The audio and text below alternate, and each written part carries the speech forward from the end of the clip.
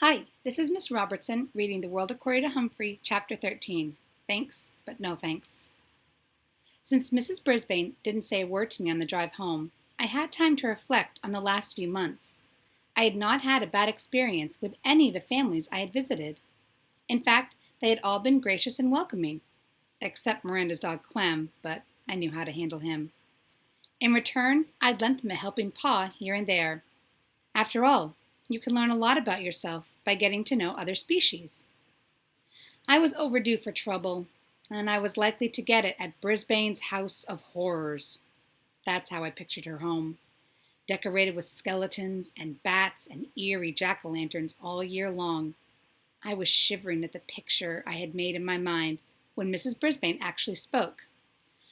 "Humphrey, I need you like I need a hole in the head," she complained. "The same to you," I squeaked back rudely, knowing she wouldn't understand. "I don't know what Bert's going to say about you, but whatever it is, it won't be pleasant. Nothing he says is lately," she continued. Bert? Who's Bert? Then I realized it must be her husband, the one who's sick. Well, I was certainly not looking forward to meeting him based on what I'd just heard. "It won't be much of a Thanksgiving," she said. "We don't have much to be thankful for this year. But I'll try." "Good for you," I squeaked. She almost smiled. Thanks for the support.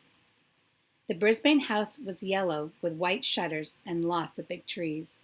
Colored leaves covered the front yard. "And now on top of everything else, I have to rake," Mrs. Brisbane said through gritted teeth. Inside, the house was surprisingly cozy. Not a skeleton or bat in sight. Lots of pretty pictures on the walls, and some big yellow flowers in a vase on the table. "Bert, I'm home," Mrs. Brisbane called out. A few seconds later, an old man rolled into the room in a wheelchair. His gray hair was uncombed and stuck out in places it shouldn't. His chin was covered with gray stubble, and he wore very wrinkled tan pajamas. His expression was so sour, he looked as if he had just drunk a glass of vinegar.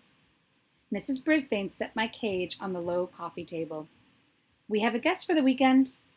I could tell she was trying hard to sound cheery. "His name is Humphrey." Mr. Brisbane sneered.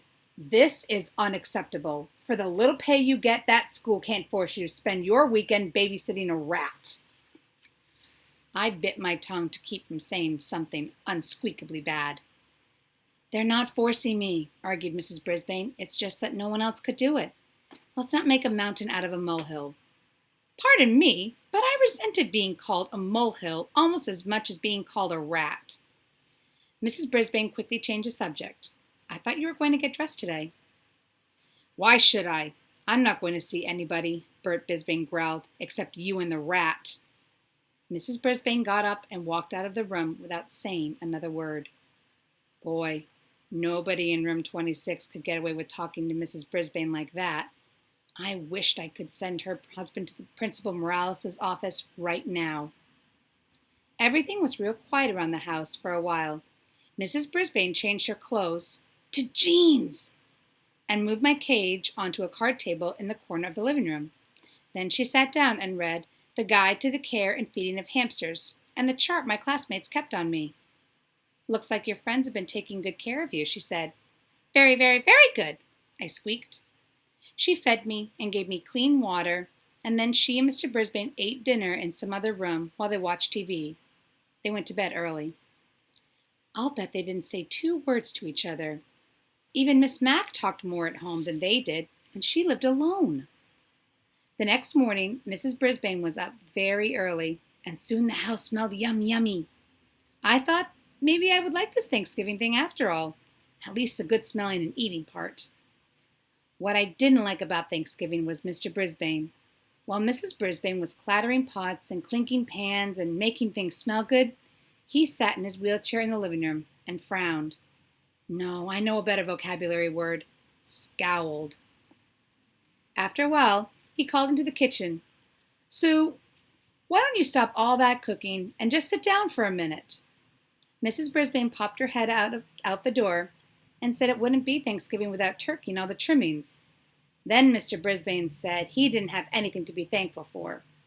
Mrs. Brisbane went back in the kitchen and banged around some pots and pans again. That sour expression on the old man's face was starting to get to me, so I decided to take a little spin on my wheel. I really got that thing going at high speed. I was going so fast, I couldn't even see whether Mr. Brisbane was smiling or frowning. Finally, Mrs. Brisbane came into the room to sit down. "Would you look at that, Sue?" her husband asked. "He does that all the time," she said, "just spinning his wheels like me, stuck in a cage and going nowhere."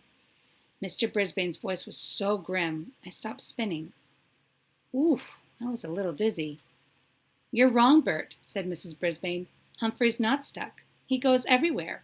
Every weekend he goes to another house. He eats different foods. He gets out of the cage and runs through mazes. He runs and jumps and climbs.